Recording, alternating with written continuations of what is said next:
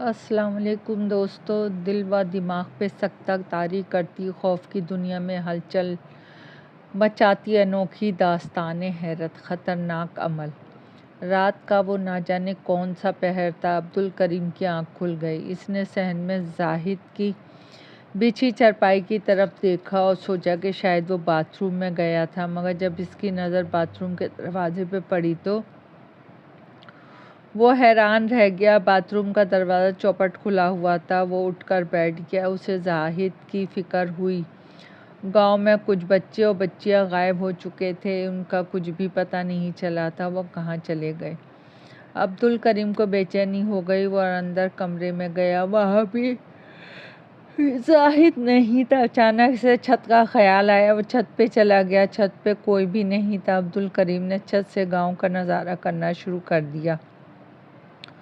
وہ دور دور تک آنکھیں پھاڑ پھاڑ کے دیکھ رہا تھا۔ چاند کی روشنی میں چھت سے دور تک دکھایا جا سکتا تھا، اس لیے وہ غور سے دیکھ رہا تھا، شاید زاہد اسے کہیں نظر آ جائے۔ زاہد صحن میں سویا ہوا تھا۔ اسے ایسا محسوس ہوا جیسے کسی نے اسے جگایا ہے۔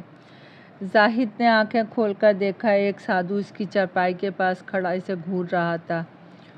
اس نے آنکھوں ہی آنکھوں میں اشارہ کیا تو زاہد روبوٹ کی طرح کھڑا ہوا۔ اس کے اٹھتے ہی وہ سادھو الو بن کر اڑ گیا۔ زاہد اسکول سے چھٹی ہونے پہ گھر آ رہا تھا کہ وہ سادھو اسے راستے میں ملا تو زاہد کی جیسے ہی سادھو پہ نظر پڑی، سادھو نے زاہد کو گھور کر دیکھا اور اس نے آنکھوں ہی آنکھوں میں زاہد پر ہپناٹائز کر دیا تھا۔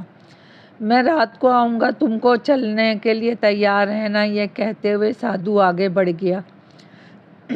زاہد گھر کے لیے روانہ ہو گیا۔ سادھو کرشن پرانے مندر کے کھنڈر میں ایک خاص عمل کر رہا تھا۔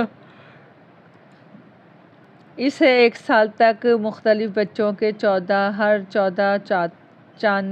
14ویں رات میں بلی دے کے کالی ماتا کے بھیٹ چڑھا کر اسے کچھ کرنا تھا۔ اپنے عمل کو کامیاب بنانے کے لیے 14ویں کی رات آنے سے ایک ہفتے قبل ہی ایک بچے کو اغوا کر کے پرانے مندر کے کھنڈر کے تہہ خانے میں لے جا کے قید کر دیتا اور اس بچے کو 14ویں کی رات میں قید خانے میں سے نکالتا۔ قید خانے میں قید بچے کے چیخنے چلانے کی آوازیں باہر نہیں آتی تھی، اس بنا پہ وہ کئی بچے تہہ خانے میں قید کر کے ان کی بلی دینے میں کامیاب ہو چکا تھا۔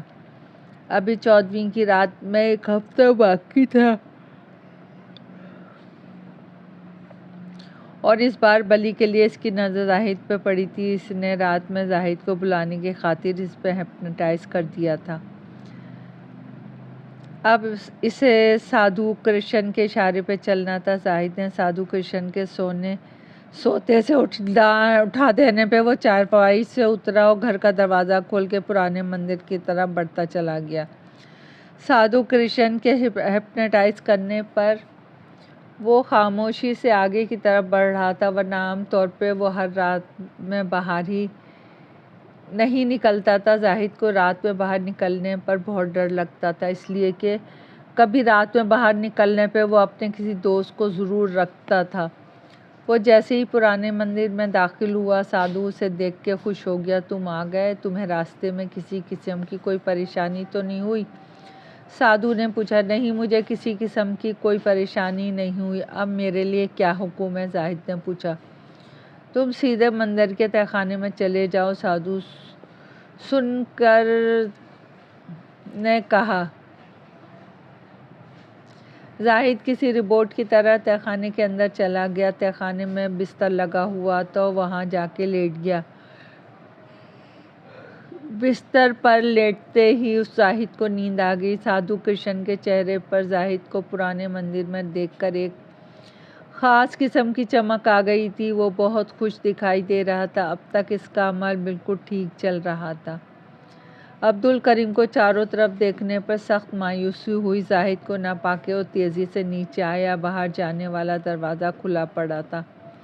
اس سے ظاہر ہو رہا تھا کہ زاہد دروازے کے راستے باہر گیا۔ عبدالکریم تیزی سے بدحواسی کے عالم میں باہر کو بھاگا۔ خوف کی دنیا میں باہر ہر طرف تاریخی کے راج تھا۔ وہ زاہد کو ڈھونڈنے کی غرض سے ادھر ادھر گھوم رہا تھا۔ زاہد وہاں رات کا وہ نہ جانے کون سا پہر تھا۔ زاہد کو ڈھونڈنے میں ناکامی پہ وہ گھر واپس کی بچھی چرپائی کی طرف دیکھا اور سوچا کہ شاید وہ باتھ روم میں گیا تھا۔ وہ گہری سوچ میں غرق تھا کہ آخری زاہد گیا کہاں۔ وہ حیران رہ گیا کہ ہوا تھا کبھی رات میں اکیلے باہر نہیں جاتا تھا، پھر آج اندھیری رات میں وہ کدھر نکل گیا۔ زاہد کو تلاش کرنے پہ وہ مایوس ہو کر لوٹ آیا۔ اس کی پوری رات آنکھوں میں عبدالکریم میں کٹ گئی۔ صبح ہونے پہ سب گھر والوں کو زاہد کے بارے میں گھر سے غائب ہونے کی خبر ملی تھا۔ اچانک سے چھت کا خیال آیا، وہ چھت پہ چلا گیا۔ چھت پہ کوئی بھی نہیں تھا۔ عبدالکریم نے چھت سے گاؤں کا نظارہ کرنا شروع کر دیا۔ وہ دور دور تک آنکھیں پھاڑ پھاڑ کے دیکھ رہا تھا۔ چاند کی روشنی میں چھت سے دور تک دکھایا جا سکتا تھا۔ وہ بازار سے گزر رہا تھا کہ اسے ایک بزرگ ملے۔ وہ دیکھ رہا تھا شاید زاہد اسے کہیں نظر آ جائے۔ زاہد صحن میں سویا ہوا بیٹے کے لیے پریشان ہے۔ ہاں بابا، میرا بیٹا زاہد اچھا بھلا گھر کے صحن میں سو رہا تھا۔ آدھی رات کو گھر سے غائب ہے، چرپائی کے پاس کھڑا سے گھور رہا تھا کہ اس کے ساتھ کیا ہوا ہے۔ حالانکہ وہ اشارہ کیا تو زاہد روبوٹ کی طرح کھڑا ہوا ہے۔ کبھی اکیلے رات میں گھر سے باہر نہیں نکلتا، پھر نہ جانے بن کر اڑ گیا۔ زاہد اسکول سے چھٹی ہونے پہ گھر آ رہا تھا کہ وہ سادھو اسے راستے میں ملا تو میں گاؤں گیا ہوا تھا اور گاؤں میں بچوں سے اغوا ہونے کی وارداتوں میں اضافہ ہو گیا ہے۔ یہ سب کام زاہد پر ہپنوٹائز کر رہا ہے۔ بزرگ نے کہا میں رات کو آؤں گا، تم کو چلنے کے لیے تیار ہے نا؟ یہ کہتے ہوئے سادھو آگے بڑھ گیا۔ زاہد گھر کے لیے روانہ ہو گیا۔ سادھو کرشن اس عمل سے پرانے مندر کے کھنڈر میں اضافہ ہو جائے گا اور اس عمل کو کامیاب بنانے کو سادھو کرشن کو ایک سال تک مختلف بچوں کے 14 پڑتی ہے۔ اس 14ویں رات بچے کو بلی دے کے کالی ماتا کے پیٹ چڑھا کر تمہارے بیٹے کو اپنے عمل کو کامیاب بنانے کے لیے 14ویں کی رات آنے اور سادھو کرشن کو سبق سکھانے ایک بچے کو اغوا کر کے پرانے مندر کے کھنڈر کے تہخانے میں لے جا کے قید کر دیتا اور اس بچے کو 14ویں کی رات میں قید خانے میں میرا بیٹا مل نکالتا۔ قید خانے میں وظیفہ پڑھنے قید بچے کے چیخنے چلانے کی آوازیں باہر نہیں آتی تھی۔ اس طرف جانا ہے بچے تہخانے میں قید کر کے ان کی بلی دینے میں اس سے گھبرانا نہیں بلکہ وظیفہ پڑھتے ہوئے ابھی 14ویں کی رات میں مار دینا وہ غائب ہو جائے گی۔ جب تم مندر کے اندر داخل ہو جاؤ گے اور سادھو اور اس بار بلی کے لیے اس کی نظر زاہد پہ پڑی تھی۔ اس نے رات میں زاہد کو بلانے کی خاطر ذرا بھی تاخیر نہ کرنا، کلہاڑی کے وار سے اسے سادھو کرشن کے اشارے پہ چلنا تھا۔ زاہد نے سادھو کرشن کے ثابت ہوگا سوتے سے اٹھا دینے پہ وہ چارپائی سے اترا اور گھر کا دروازہ کھول کے پرانے مندر کی طرف بڑھتا چلا گیا۔ وظیفہ پڑھ کے سادھو کرشن کے ہپنوٹائز کرنے پر وہ خاموشی سے آگے کی طرف بڑھ رہا تھا، ورنہ عام طور پہ وہ بزرگ نے عبدالکریم کو وظیفہ پڑھانا نہیں نکلتا تھا۔ زاہد کو رات میں باہر نکلنے پر بہت ڈر لگتا تھا، اس لیے وہ وظیفہ کبھی رات میں باہر نکلنے پہ وہ اپنے کسی دوست کو ضرور رکھتا تھا۔ جب جیسے ہی پرانے مندر میں داخل ہوا، سادھو بتایا وہ خوش ہو گیا، تم آ گئے، تمہیں راستے میں کر دیا ہے۔ وہ تیز تیز قدم اٹھاتا ہوا سادھو نے پوچھا نہیں، مجھے کسی قسم کی کوئی پریشانی نہیں ہوئی۔ اب میرے لیے کیا حکم ہے؟ زاہد نے پوچھا۔ وہ تیز تیز قدم اٹھاتا کے تہخانے میں چلے جاؤ۔ پرانے مندر کی طرف بڑھتا رہا۔ اچانک ایک بہت بڑا گدھ اس کی طرف آیا۔ وہ عبدالکریم پہ حملہ کرنا چاہتا تھا مگر اس نے تہخانے کے اندر چلا گیا۔ تہخانے میں بستر لگا ہوا تو وہاں جا کے لیٹ گیا۔ گدھ پہ پھونک مار دی جس سے گدھ کے پروں میں آگ لگ گئی اور وہ چیختا چلاتا زاہد کو نیند آ گئی۔ سادھو کرشن کے چہرے پر زاہد کو پرانے مندر میں دیکھ کر ایک خاص قسم کی چمک آ گئی تھی۔ وہ بہت خوش دکھائی دے رہا تھا۔ اب تک اس کا عمل بالکل ٹھیک چل رہا تھا۔ عبدالکریم کو چاروں طرف دیکھنے پر سخت مایوسی ہوئی۔ زاہد کو نہ پاکے وہ تیزی سے نیچے آیا۔ باہر جانے والا دروازہ کھلا پڑا تھا۔ اسے دیکھ کے خوف سا محسوس ہونے لگا۔ اس سے ظاہر ہو رہا تھا کہ زاہد دروازے کے راستے باہر گیا۔ عبدالکریم تیزی سے بدحواسی کے عالم میں زاہد سے ہاتھ دھو بیٹھے۔ عبدالکریم نے باہر ہر طرف تاریخی کے راج تھا۔ وہ زاہد کو ڈھونڈنے کی غرض سے دور کیا اور اپنی جا بڑھتے ہوئے جانی بڑھتے ہوئے بھیڑیا پہ پھونک زاہد کو ڈھونڈنے میں ناکامی پہ وہ گھر واپس نکل گئی اور فوراً اسے وہاں سے غائب ہو گیا. شکر ادا کیا. گہری سوچ میں غرق تھا کہ آخر زاہد گیا کہاں. وہ ڈرپونک واقع ہوا تھا. کبھی رات میں اکیلے باہر نہیں جاتا تھا، پھر آج اندھیری رات میں وہ کدھر نکل گیا. زاہد کو تلاش کرنے پہ وہ مایوس ہو کر لوٹ آیا. اس کی پوری رات آنکھوں میں کٹ گئی. صبح ہونے پہ سب گھر والوں کو زاہد کے بارے میں گھر سے غائب ہونے کی خبر ملی چکی تھی. اب کا دادا جان سمیت سب نے زاہد کی تلاش شروع کر دی. سبھی کو ناکامی ہوئی. یہ تمہارا کچھ نہیں بگاڑ سکتی. بزرگ کی آواز اس کی سماعت سے ٹکرائی. دوسرے دن عبدالکریم زاہد کی گمشدگی کے متعلق سوچتا ہوا بازار سے گزر رہا تھا کہ اسے ایک بزرگ ملے. وہ عبدالکریم کو دیکھ کر بولے ایسی غائب ہو گئیں جیسے وہ وہاں تھی ہی. بیٹے کے لیے پریشان ہے؟ ہاں بابا، میرا بیٹا زاہد اچھا بھلا گھر کے صحن میں سو رہا تھا. آدھی رات کو گھر سے غائب ہے. سمجھ میں نہیں آتا داخل ہوا کہ اس کے ساتھ کیا ہوا ہے. حالانکہ وہ بہت ڈرپونک ہے. جادو کے کبھی اکیلے رات میں گھر سے باہر نہیں نکلتا. پھر نہ جانے وہ کیسے رات میں گھر سے غائب ہو گیا. عبدالکریم نے بتایا، میں گاؤں گیا ہوا تھا اور گاؤں میں بچوں سے اغوا ہونے کی وارداتوں میں اضافہ ہو گیا ہے. یہ خوف زدہ کر دیا تھا.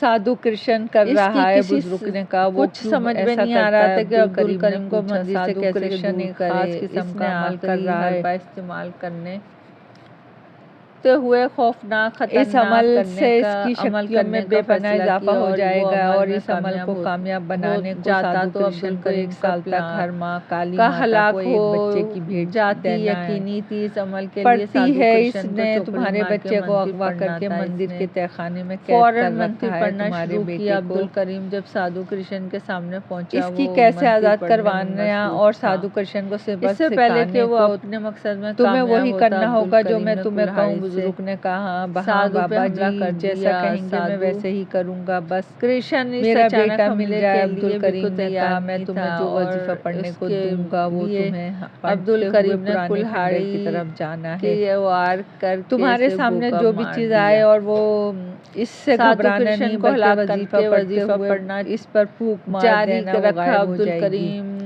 جب تم مندر کے اندر داخل ہو جاؤ گے اور سادھو کرشن اس کی پھونک مارتے ہی تو تم آرام سے ذرا بھی تاخیر نہ کرنا. کلہاڑی کے وار سے اسے اندر کر دینا. اس کا بچنا گاؤں والوں کے لیے خطرناک ثابت ہوگا.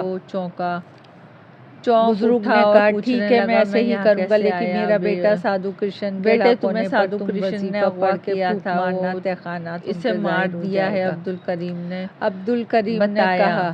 تہخانے میں اغوا کیے بچوں کی لاشیں عبدالکریم کو وظیفہ پڑھانا سکھایا جو اس آگے پڑھنا تھا. روانہ ہو گئے. صبح ہونے پہ وہ وظیفہ اچھی طرح سے یاد کر لیا. اب اسے رات کا انتظار تھا. والدین کو اطلاع دینے جب رات ہوئی عبدالکریم نے بچوں کی لاشیں نکال کے لے آئے اور ان کی تدفین کر دیا ہے. وہ تیز تیز قدم اٹھاتا ہوا ساری مندر کی طرف جس کی وجہ سے زاہد اور دوبارہ مل گیا تھا. وہ تیز تیز قدم اٹھاتا گاؤں کی آبادی پرانے مندر کی طرف بڑھتا رہا. اچانک ایک بہت بڑا ان کے دوسری طرف آیا. وہ عبدالکریم جانے پہ سادھو چاہتا تھا مگر اس نے فوراً اسے کہ بچے دے دے گد پہ پھونک مار دی جس سے گد کے پروں میں آگ لگ گئی اور بچے دے دے. اور عبدالکریم بزرگ کی بات پہ عمل کرتے جانے پہ سمجھ گیا وہ سادھو کرشن کو ہلاک کرنے میں کامیاب ہو گیا. ابھی وہ مشکل سے 5 منٹ چلا تھا کہ پسند آئی ہو تو لائک اور سبسکرائب کیجیے. آپ کی دعاؤں کی طلبگار. خونخوار نظروں سے عبدالکریم کو گھورتا ہوا اس کی جانب بڑھ رہا تھا. عبدالکریم کو اسے دیکھ کے خوف سا محسوس ہونے لگا. اس کا دل بے اختیار چاہا کہ وہ وہاں سے بھاگ جائے اور اپنے بیٹے زاہد سے ہاتھ دھو بیٹھے. عبدالکریم نے خود پہ کنٹرول کرتے ہوئے خوف کو دور کیا اور اپنی جانب بڑھتے ہوئے بھیڑیا پہ پھونک مار دی. وہ اس کا پھونک مارنا تھا کہ بھیڑیا کی چیخ نکل گئی اور فوراً اسے وہاں سے غائب ہو گیا. شکر ادا کیا. عبد الکریم نے اس کے غائب ہونے پہ خدا کا شکر ادا کیا اور آگے کی جانب بڑھا۔ پرانا مندر قریب ہوتا جا رہا تھا۔ وہ جیسے ہی پرانے مندر کے قریب پہنچا، چاروں طرف سے خوفناک قسم کی چیلیں آ گئیں اور چیلیں اتنی بڑی تھیں کہ وہ منٹوں میں عبد الکریم کے جسم کا گوشت نوچ کے خود کھا جاتی اور وہاں ان کا ڈھانچہ پڑا رہ جاتا۔ گھبراؤ مت، یہ تمہارا کچھ نہیں بگاڑ سکتی۔ بزرگ کی آواز اس کی سماعت سے ٹکرائی۔ عبد الکریم کا بزرگ کی آواز سن کے حوصلہ بڑھا اور اس نے وظیفے پڑھتے ہوئے چیلوں پہ پھونک ماری تو ساری چیلیں ایسی غائب ہو گئیں جیسے وہاں تھیں ہی نہیں اور نہیں۔ چیلوں کے غائب ہونے کے بعد عبد الکریم مندر کے پاس اندر داخل ہوا اور مندر کے اندر سادھو کرشن جادو کے زور سے عبد الکریم کو اپنی جانب بڑھتا ہوا دیکھ رہا تھا۔ اس نے عبد الکریم کو مندر کی جانب بڑھتا ہوا کئی وار کیے مگر وہ ناکام رہا۔ اس نے اسے بری طرح خود خوفزدہ کر دیا تھا۔ اس کی کچھ سمجھ میں نہیں آ رہا تھا کہ عبد الکریم کو مندر سے کیسے دور کرے۔ اس نے آخری حربہ استعمال کرتے ہوئے خوفناک خطرناک عمل کرنے کا فیصلہ کیا اور وہ عمل میں کامیاب ہو جاتا تو عبد الکریم کا ہلاک ہو جاتی یقینی تھی۔ اس عمل کے لیے سادھو کرشن کو چوکڑی مار کے منتر پڑھنا تھا۔ اس نے فوراً منتر پڑھنا شروع کیا۔ عبد الکریم جب سادھو کرشن کے سامنے پہنچا، وہ منتر پڑھنے میں مصروف تھا۔ اس سے پہلے کہ وہ اپنے مقصد میں کامیاب ہوتا، عبد الکریم نے کلہاڑی سے سادھو پہ حملہ کر دیا۔ سادھو کرشن اس اچانک حملے کے لیے بالکل تیار نہیں تھا اور اس کے لیے عبد الکریم نے کلہاڑی کے وار کر کے اسے بھوکا مار دیا۔ سادھو کرشن کو ہلاک کر کے وظیفہ پڑھنا جاری رکھا۔ عبد الکریم نے جیسے ہی مندر میں پھونک ماری تو